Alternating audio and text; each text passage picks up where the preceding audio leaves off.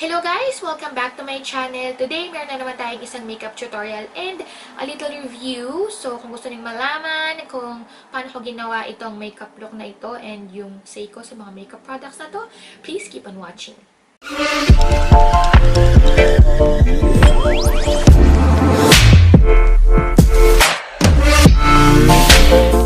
So, few weeks ago, actually, it was St. Patrick's Day. Merong good deal sa Kylie Cosmetics and siguro ang tagal ko nang hindi bumili sa Kylie Cosmetics pero nung nakita ko yung discount or yung deal na yon, talagang sabi ko bibili ako.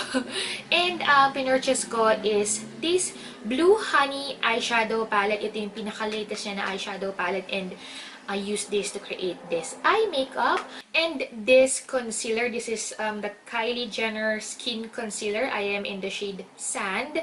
And I also got the Kylie Pressed Blush Powder. I have here the shade X-Rated. And this is the first time na nag-try ako ng blush niya. Yan, ito yung shade niya. And last is this Velvet Liquid Lipstick in the shade Shook. Now, let's go ahead and move on with the tutorial.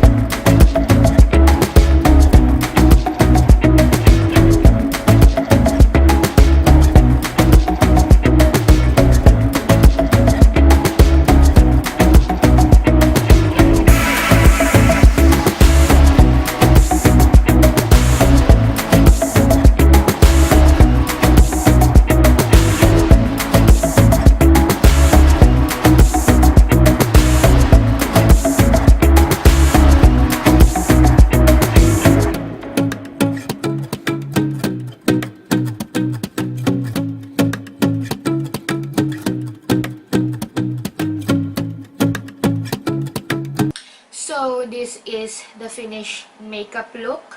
Kakatapos ko lang gumawa ng aura-aura mode, yung aking intro and outro. So, now let's go ahead and move on with the review. Let's start first with this eyeshadow palette. This is the Blue Honey palette. And yun nga, meron akong lahat ng eyeshadow palette ni Kylie Jenner. And promise guys, gagawin ko na talaga yung collection ko ng lahat ng Kylie Cosmetics. But for now, yeah, sobrang ganda nitong palette na to. The shades, doon ako na-impress. Diba? Ang cute! Bet na bet ko tong shade na to. I will try to swatch it. Pero meron akong swatches sa aking Instagram account. So, ayan. Diba? May pagka-iridescent siya na green, na gold. Basta hindi ko ma-explain. Tapos, ginamit ko sa aking inner part is itong gold. So, I'll try to swatch it. Yan! Diba? Ang ganda, guys. And then, ano pa ba? Try natin i-swatch tong, yan, kasi hindi ko na din matandaan kung anong feeling nila. Oh my God. Diba? Yung mga shimmery shades niya dito, sobrang gaganda nila. Yung mga matte shades niya, may konting fallout lang naman, na hindi naman ako nababother ng sobra-sobra, pero I love them. Let's try this one. Diba? Bet na bet ko talaga yung mga shimmery shades nitong eyeshadow palette na to. Now, let's move on dun sa concealer. I have it in the shade Sand, and medyo nag-hesitate ako kung anong shade ko. Pero, okay naman yung shade na to. Hindi siya ganun ka-dark, hindi na siya ganun ka-light. Sa akin talaga nasa in-between siya. I also have the one in the shade. I have this shade Chai. And ito sana yung gagamitin kong pang contour, pero nakalimutan ko. Pero, yeah, pero wala naman yung formula nila. Walang pinagkaiba. I actually love the formula of this one. Hindi siya ganun ka-thick, kagaya nung Shape Tape Concealer. And hindi rin siya ganun ka-thin, kagaya ng Makeup Revolution. So, nasa gitna siya. I remember yung formula ng ColourPop. It's actually almost the same. Hindi ko ma-explain, pero let me see if I can get my ColourPop concealer, pero kasi for sure iba yung shade nun. So, ayan o. They're so pigmented. It doesn't dry out my under eye area. So, I've been using this for like 3 days pa lang naman, pero I would say na hindi siya ganun ka thick kagaya ng Shape Tape Concealer. Kasi yung Shape Tape Concealer may tendency talaga na mag-dry yung under eye area ko. Tsaka na-emphasize nun yung aking mga lines sa under eye. Pero yung Makeup Revolution tsaka ito, hindi. So, yay! I love it. Let me try to swatch my ColourPop. Pero feeling ko kasi maputi yun. So, sa ColourPop, ang shade ko is light neutral. And feeling ko medyo maputi to. Pero, ayan. As in, guys, gano'n na gano'n yung formula niya. So, I would really suggest na go for the ColourPop No Filter Concealer. Kasi guys, parehong-pareho lang talaga siya. Hindi ko alam, siguro dahil nga, you know, brand name, tsaka diba may issue no, na isang manufacturer lang yung makeup ng Kylie at saka ng ColourPop. So, yan, hindi na ako magtataka kung bakit pati itong concealer is parehong-pareho sila ng kanilang formula. Now, let's go ahead and move with the blush.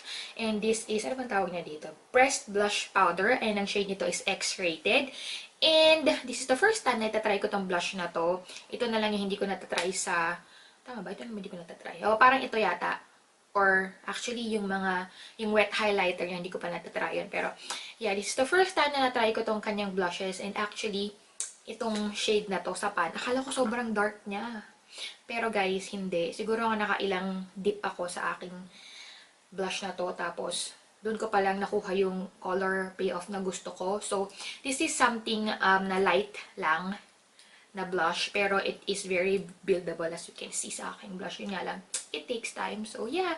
I think you can just pass on this blush kasi alam ko mas maraming magagandang drugstore and high-end na blush compared dito. So, you can definitely skip on this one. Now, we are down to the last makeup product. This is the Velvet Liquid Lipstick. Ang shade nito is Shook. And sobrang comfortable nito sa lips. Kung hindi nyo alam, ang favorite ko na formula sa lahat ng Kylie na liquid lipstick is yung Velvet. Yun nga lang, kung ditipid kayo, try nyo yung Ultra Satin Lip ng ColourPop kasi same na same yung formula nila. So, yeah, it's very comfortable sa aking lips. Hindi siya nagda-dry. Sobrang dali niyang gamitin. And yun nga lang, nagta-transfer siya. As you can see, nagta-transfer siya. Yun talaga yung expected nyo kapag velvet. Yung matte niya matte talaga hindi nagta-transfer. Pero this one, I so love the shade and of course yung formula. So, yeah. Eh, bago ko makalimutan is yung packaging nitong kanyang bagong velvet liquid lipstick. Sobrang ganda. Ayan o. May ganap na ganyan. Hindi ko alam kung anong tawag dyan. Pero yun nga, parang velvet yata. Pero, ang ganda, diba? So, I guess that's it guys for this video. I hope nagustuhan nyo yung aking mini tutorial and review nitong mga Kylie Cosmetics. Huwag kayong mag-alala guys kasi yung aking Kylie Cosmetics collection, malapit ko nang i-film. Medyo matatagalan lang kasi nga meron ako mga kailangang unahin na video tsaka i-film, kailangan i-edit. Yun, so, kung meron kayong request guys, comment down below. Doon sa mga hindi pa nakasubscribe, mag-subscribe na kayo. Don't forget to like this video, i-share nyo kung gusto nyo. Thank you for watching guys. I'll see you on my next video.